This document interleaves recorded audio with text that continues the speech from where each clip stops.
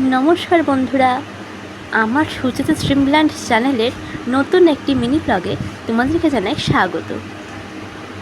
কড়াইতে সামান্য সর্ষের তেল দিলাম। তেল গরম হওয়ার পরে ওতে গোটা গরম মশলা, দুটো শুকনো লঙ্কা, দুটো তেজপাতা ও সাদা জিরা ফোড়ন দিলাম।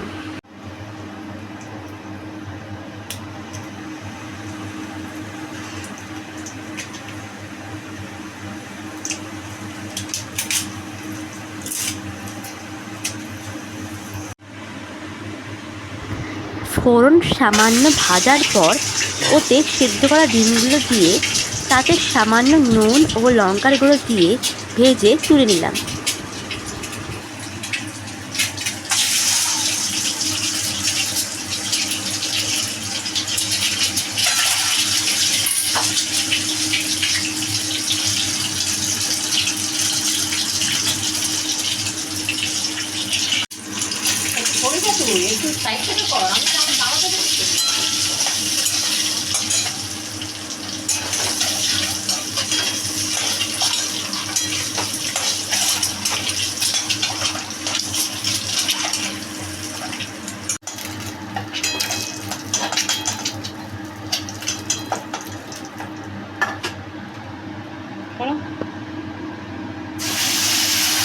সবে কিন্তু মিডিয়াম টু লো আছে করতে হবে, না হলে ফোড়ন পুড়ে যেতে পারে।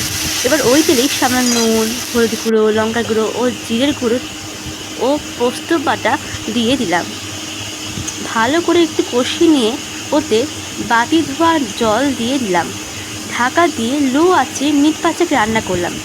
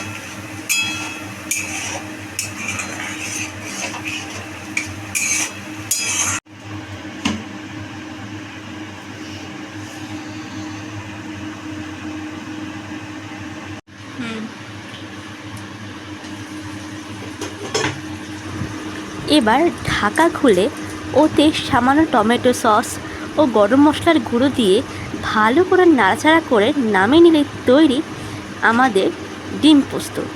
রুটি, পরোটা ও ভাত যার সঙ্গেই খাও না কেন দুর্দান্ত লাগবে।